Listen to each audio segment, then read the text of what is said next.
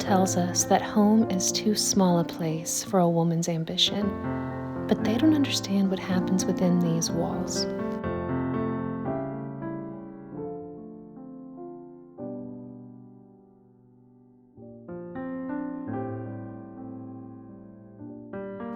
Here, hearts are shaped, souls are nurtured, a mother's hands guide, correct, comfort, and teach.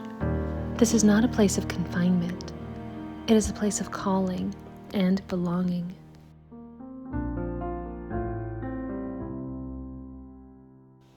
Each morning we rise, not just to make breakfast, but to set the tone for our children's days, their thoughts, their hearts.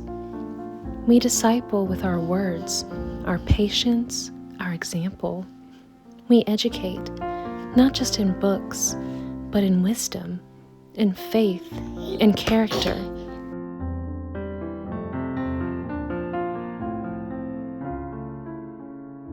We connect, not just in passing moments, but in deep, unbreakable bonds forged through time spent, stories told, and prayers whispered.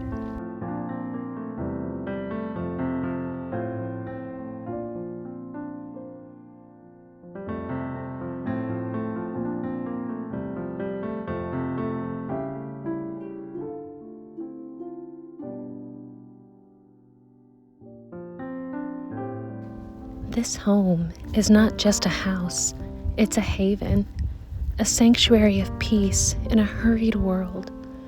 The candles flicker, the doors creak, the scent of dinner lingers in the air. These are the rhythms of love, the echoes of a life poured out in service.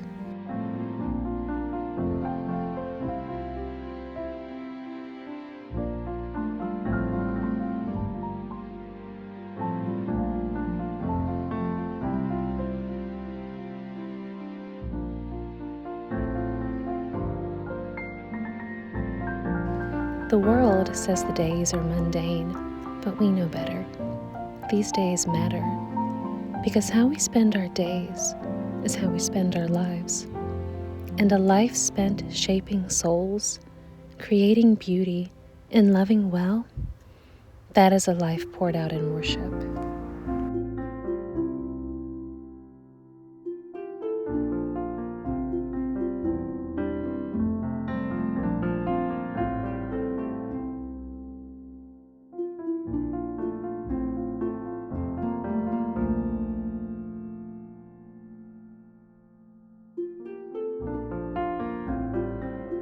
And it's a ministry unseen by many, but honored by Yahweh, our Heavenly Father, a refining fire that softens, strengthens, and sanctifies us.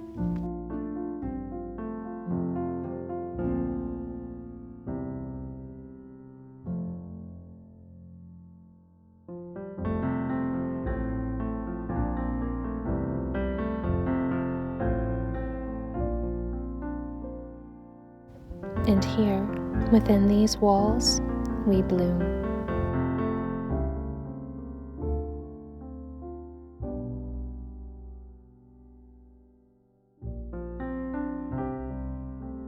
Not because we are unseen, but because we are deeply rooted.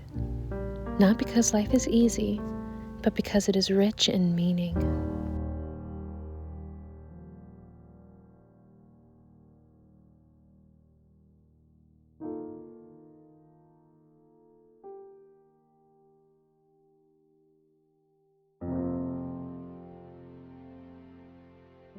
A woman who embraces her home does not wither, she flourishes. I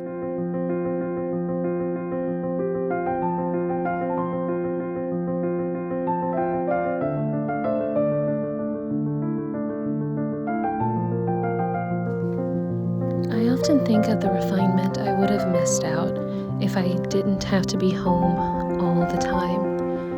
I would often think that life would be easier if I could have a job outside of the house and I sent my kids to school so that I could have a break.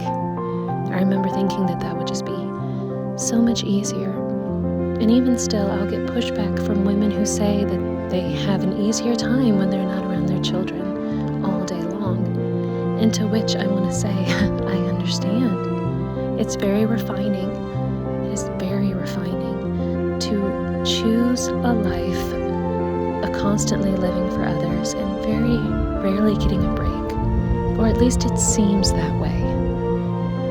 And it only hit me this year that we don't really know what it's like to have a servant heart until we can truly serve others with joy.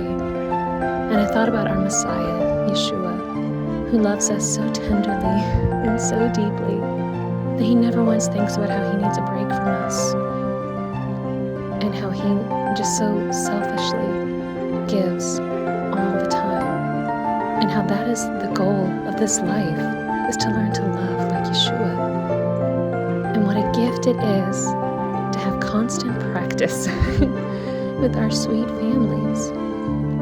And until we are able to truly love and give to them like he gives to us, we have a long way to go. And that was a very, very sobering thought. And I thought how very blessed I am to have this opportunity. Every day I'm given the opportunity to grow more and more like my Messiah, to consider others more important than myself. And honestly, he has been so faithful and so gracious that what used to be a struggle, what used to be hard, is now something I genuinely and truly enjoy, and not something I feel like I ought to enjoy. That's another way I know that Yahweh changes hearts. The homemaker has the gift of becoming softer, yet stronger, gentler, yet wiser, more beautiful in spirit and purpose. The world tells her to look elsewhere for fulfillment, but she knows she has been planted in the most sacred of places, and here she will thrive. This is the beauty of a stay-at-home life.